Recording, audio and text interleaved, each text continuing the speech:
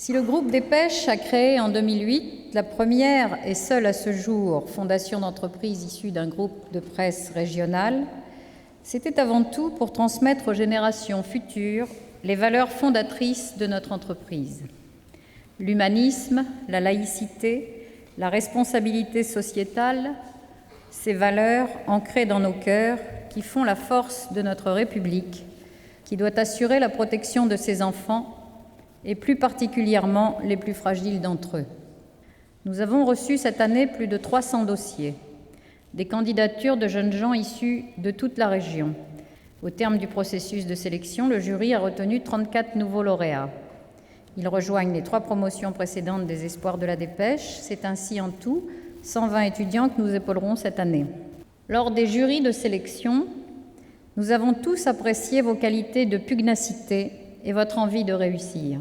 Chaque réussite de l'un de nos lauréats est un réel bonheur pour toute l'équipe qui m'entoure et plus particulièrement le comité d'excellence de la Fondation, que je veux saluer et remercier ce soir pour son investissement sans relâche dans cette belle aventure, mais également toutes celles et ceux d'entre vous qui ont accepté le rôle de tuteur aux côtés de nos étudiants.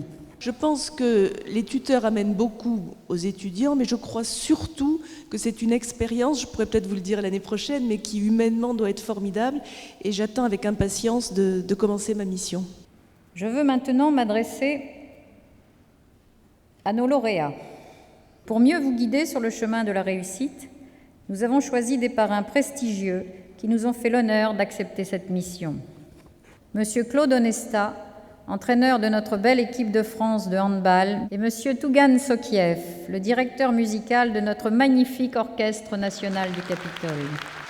Quand je suis très jeune et j'ai commencé mon étude à Saint-Pétersbourg au conservatoire, j'ai aussi quelqu'un qui m'a aidé. Soit c'est le professeur, soit c'est le chef d'orchestre très connu. J'ai toujours quelqu'un qui m'a guidé sur ce chemin, pas toujours facile. Moi, je comprends vraiment cette importance de cette initiative pour la Dépêche. Et j'ai trouvé c'est génial.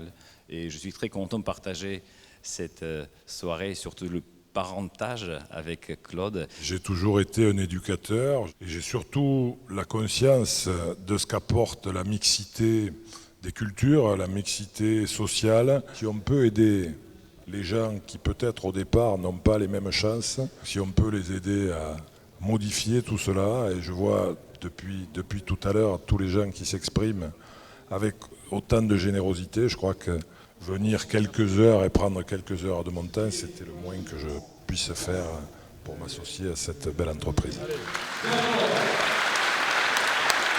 Nous aussi, nous nous attachons à donner leur chance aux jeunes, puisque nous recrutons beaucoup, et essentiellement par la voie de l'apprentissage, dans le respect de la diversité, et des jeunes qui on met en quelque sorte le pied à l'étrier. On est à côté de la Fondation parce que l'apprentissage pour le laboratoire Pierre Fabre, c'est évidemment essentiel. Je me tourne vraiment vers les jeunes parce que je crois qu'ils ont des qualités extraordinaires, ils l'ont démontré. Ils vont recevoir un enseignement de grande qualité. C'est vrai que, quand on est jeune, peut-être qu'on ne pense pas trop à sa santé et qu'on a d'autres préoccupations, mais c'est vrai qu'on voit dans des jeunes de 18-25 ans des pathologies réapparaître qui n'existaient pas auparavant. Et effectivement, la question de l'accès aux soins peut se poser dans certains cas. C'est tout à fait vrai, oui. Vous continuerez, comme vous le faites tous les ans, à proposer des ordinateurs, parce que ce qu'il faut dire, c'est que les lauréats vont travailler sur des PC qui ont servi aux ingénieurs de Friskel. C'est le cas, oui, effectivement, avec des batteries neuves, bien sûr.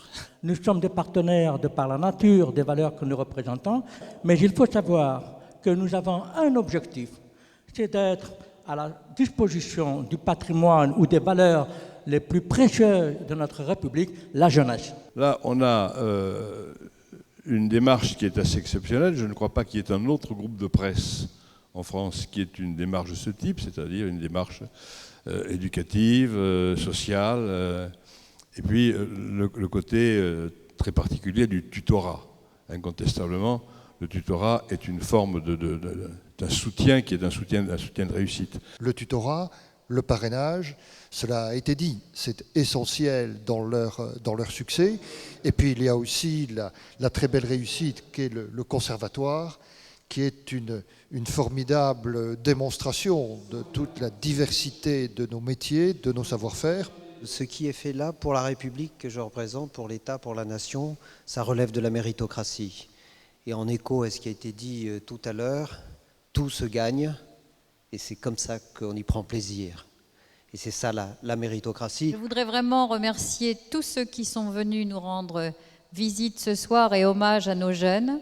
Je voudrais vous inviter à partager le buffet que nous avons préparé. Et ce buffet a quelque chose de particulier.